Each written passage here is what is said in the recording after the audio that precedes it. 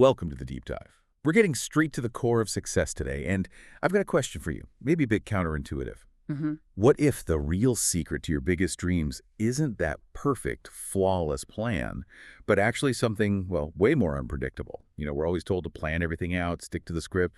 But honestly, looking at the research we've dug into for this deep dive, that advice, it might be the very thing holding you back. So today, we're really aiming to shatter that myth of linear, predictable success. That's exactly right. Our mission here is to look at what truly connects highly successful people. We're talking entrepreneurs, artists, you name it. And the pattern is, well, it's pretty clear. It's adaptability, not rigid plans. The sources we looked at call this ability to pivot a kind of hidden superpower, often missed, especially if you're stuck in that old way of thinking about planning. Okay, so we're on the hunt for these adaptability secrets, the game changers, and crucially, how you can actually use them. Let's start at the beginning. This illusion of the perfect plan. Why does that rigid blueprint approach fail so often, especially now? Well, the issue isn't planning itself, obviously. It's being too rigid about it. Think about how fast things change today. Markets, tech, even just what people like. It's moving way too fast for some plan you made 3 years ago to still be spot on. We saw one source mention that a 5-year business plan, its useful life is often under 18 months now. You set a course, but the destination itself moves. Your original math just doesn't work anymore. Right. And then there's the psychological piece, believing you've got the perfect plan. It feels good, right? Secure. One author called it the comforting lie of having it all figured out. Oh, But the moment something unexpected hits, and it always does, like a pandemic or a competitor doing something totally out of the blue, that rigid structure just snaps. that makes total sense. Mhm. If you're too stiff, any real shock just breaks the whole thing because you assume the world would just follow your schedule. So when reality throws a wrench in the works, you either freeze up or, emotionally collapse. Yeah. You're mourning the plan instead of solving the actual problem. Exactly that. You're grieving the blueprint, not tackling the challenge head on. And that really underlines why you absolutely need an adaptable approach. Okay, so let's move into this adaptability advantage. We need to be clear, though it's more than just, changing your mind whenever. That sounds a bit flimsy. What does adaptability really look like in action for these top performers? It's a really fundamental shift in mindset. This is where some of the cognitive science in our sources gets interesting. Top performers, they don't see uncertainty or setbacks as like a personal failure or a threat to their ultimate success. They actually tend to embrace it almost immediately as an opportunity. They see the chaos as the place where you can really stand out. Okay. And this links directly to that crucial cognitive shift people talk about. Moving from a fixed mindset to a growth mindset, but applying it specifically to your strategy. The fixed mindset says there's one path, path A. If it fails, the conclusion is often, I failed. Right, but the growth mindset flips that script. Mm. That's the real advantage here, isn't it? It changes what a setback even means. Precisely. For someone operating with that adaptable, growth-oriented mindset, the unexpected detour, the plan derailing, the product launch flopping isn't proof of failure. It's just high-quality data, necessary data even. Data. It tells you what to do next. This perspective lets successful people see market shifts or internal problems not as things to be scared of, but as critical lessons. Lessons that actually sharpen the ultimate path forward. It lets them pivot faster without all the emotional weight of feeling like they failed. I like that framing. It makes the mindset a real strategy, not just some abstract idea. But here's where it gets really practical and maybe tricky. Yeah. It's one thing to say, okay, I embrace uncertainty. It's quite another to actually pull off a major pivot without just losing all your momentum or giving up on the big picture goal. How do these successful people manage that? How do they course correct without just quitting? Right. This is where we look at the actual mechanics. The research often calls it the iterative success model. And the key insight is that huge breakthroughs rarely come from one giant heroic change of direction. It's usually about small, continuous, measured shifts. Think of it like this. The big goal is the mountain peak way off in the distance, the current plan. That's just the best known path to the next little milestone. If you get there and the terrain has changed, you don't give up on the mountain, you just adjust the next few steps of the climb. That sounds less terrifying, I guess. But how do they know the difference between a smart iteration and just, giving up? It still sounds risky. How do you know when a shift is the right move? Yeah, that's the core of this iterative idea. It relies a lot on setting an acceptable level of failure tolerance up front. and having clear warning signs, metrics. They're not pivoting based on gut feeling alone. It's data-driven. So the practical stuff involves, first, figuring out when to pivot, often by listening to the numbers from small early failures. And second, making sure the pivot still uses, say, 70 or 80% of the work you've already put in. Okay, so you don't throw everything out. Exactly. Like, if a marketing campaign tanks, you don't usually fire everyone and redesign the product from scratch. Maybe Yeah. you shift the channel you're using or tweet the message or target a slightly different group. You treat the failure as a specific lesson. Okay, this channel didn't work for this message. You learn from it and iterate, getting closer to the goal instead of scrapping everything because the initial blueprint wasn't perfect. It's all about keeping momentum through adapting. Keeping momentum through adaptation. Yeah.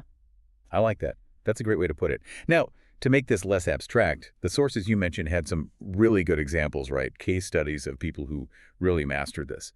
Let's start with maybe the most dramatic one. Elon Musk and SpaceX. I mean, early failures there could have easily ended the whole thing. Oh, absolutely. Those early rocket explosions, Mm. they were huge setbacks. Financially, professionally, just devastating. A more traditional aerospace company, tied to fixed government contracts and old school engineering cycles, they probably would have folded or spent years just doing internal reviews. Musk's adaptability showed up in a specific pivot. The sources talk about rapid iteration through minimal viable failure.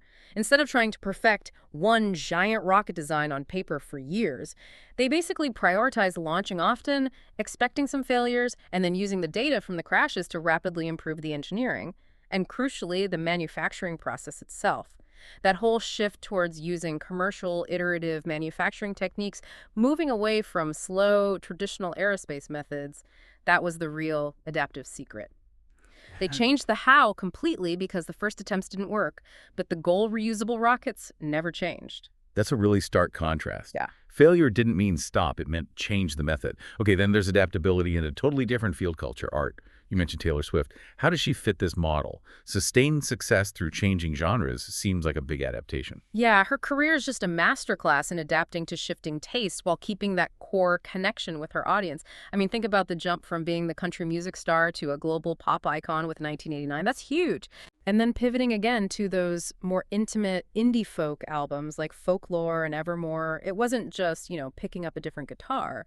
Each shift meant adapting her singing style, changing producers, evolving her whole visual brand. And this is key, keeping her fans intensely engaged through it all.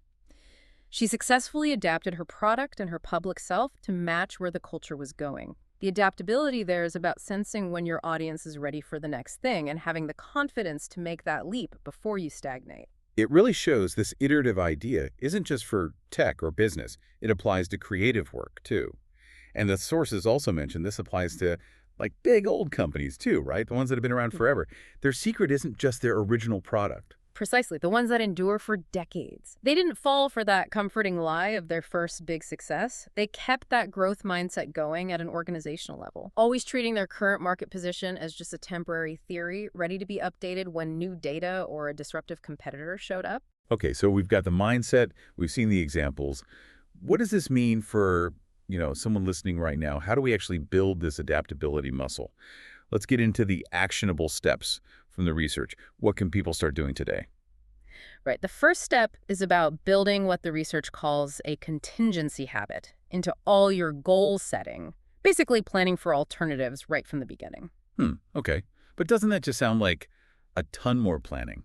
Like getting bogged down in plan B, C, D? It's a bit different. You're not trying to perfectly map out plan B in exhaustive detail. It's more about earmarking resources and mental energy.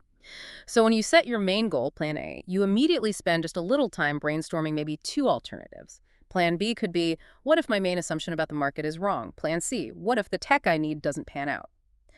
Just by doing that up front, you kind of mentally prepare yourself for shocks. If Plan A hits a wall, you don't waste time panicking. You can shift more quickly to a pre-considered path, keeping things moving. Got it. Less detailed planning, more like escape routes. What's next? Action 2. Deliberately cultivate a network for diverse perspectives. This one gets overlooked a lot, I think. Adaptability rarely happens in isolation. When the unexpected happens, being able to get quick insights from people outside your usual bubble, that's incredibly valuable. Like building a diverse sounding board. Exactly. If you're, say, that rocket engineer, You need fast input from maybe logistics people or finance experts if your supply chain suddenly changes. Adaptability often needs that outside view to spot risks or opportunities you're too close to see. This network helps you pivot smarter, faster. Makes sense. And the third action. And finally, number three is the power of reflective practice. This is what closes the loop on that iterative cycle. When a plan goes wrong, the most successful people schedule time not just to fix the immediate problem, but to really dig into the why. Why did this specific part fail? What assumption did we make that turned out to be false? This process turns that raw failure data into really valuable learning, making sure you don't make the exact same mistake again. That's powerful. It really reframes failure as just essential R&D for your goals. Okay, so let's wrap this up. The core takeaway from our deep dive seems to be real, enduring success isn't found in sticking rigidly to that initial perfect blueprint. It's found in mastering the skill of course correction, and maybe even learning to see uncertainty not as a threat, but as an opportunity to stand out. It's about becoming the deliberate champion of change in your own work and life. Yeah, and I'd encourage you listening right now to maybe take a hard look at your own planning approach. Are you building strategies that have room to breathe, room to iterate? Or is your planning more like that comforting lie, making you feel secure but maybe holding you back? Because real freedom, professionally and personally, often comes from knowing you have the tools, both mental and practical, to handle whatever comes your way. And maybe here's a final thought to chew on. Since this iterative success thing is all about navigating setbacks effectively, think about one specific area in your life right now where things feel stalled. Maybe a project you shelved, something you saw as a failed experiment. How could applying this model, small test, rapid learning, leverage what worked, pivot quickly, how could that transform that perceived failure into actual tangible progress, maybe even just this week? Start small, adapt fast, and just keep moving.